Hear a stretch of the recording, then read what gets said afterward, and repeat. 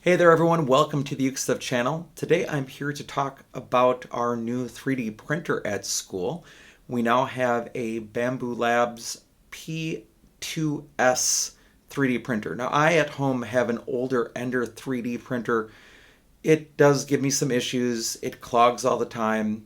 It hasn't been a great 3D experience. I know there are people that can really make those Ender 3Ds do some amazing things, but the technology in some of these new 3D printers is definitely worth the cost investment. And it's wonderful to have one at school. We can use it for all kinds of projects, but I've been playing with a couple of different ukulele things that I just wanted to share with you. I'm not printing any ukuleles at the moment. I've done that on my Ender 3 in the past.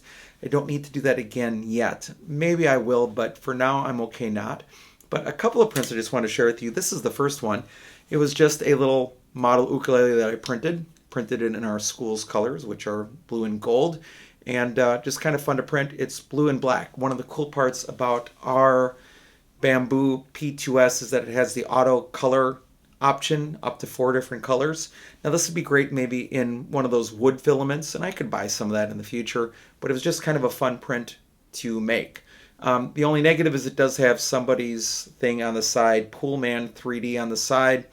I'm just playing with it, so it was kind of fun to print that one. But here's a really practical one. I found on Thingiverse someone had made a string action ruler.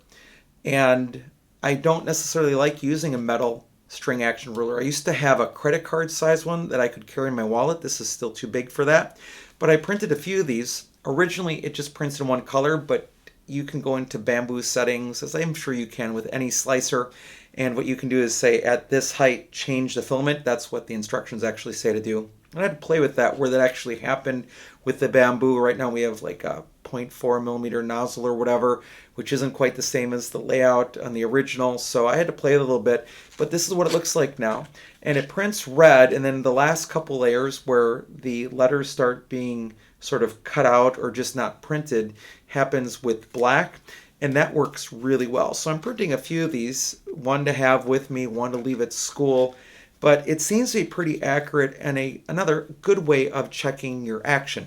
Now I do have a string action actual gauge that I use in my reviews to check, so I don't really need that in that context, but it's nice to have this, for example, when you're going and checking out an ukulele and you don't have that actual tool with you. So I would definitely recommend that. So if you have a 3D printer at home, this might be a great thing to print, especially if you can print multicolors. Again, you'll have to reset the actual slicer to change filaments partway through, but very, very handy. I'll be looking at more things to print in the future. This is just the first week of ownership of this new 3D printer and seeing what it can do, and it's already light years ahead of what my Ender 3 seemed to be able to do. So that's pretty fun. So with that, it's a short video. I just wanted to show those couple of neat prints that I've made. This one is really actually, though, really practical and nice to have on hand. All right, thanks so much for joining me for this video. I hope you're having a great day, and I'll be back soon with some more Uke stuff for you.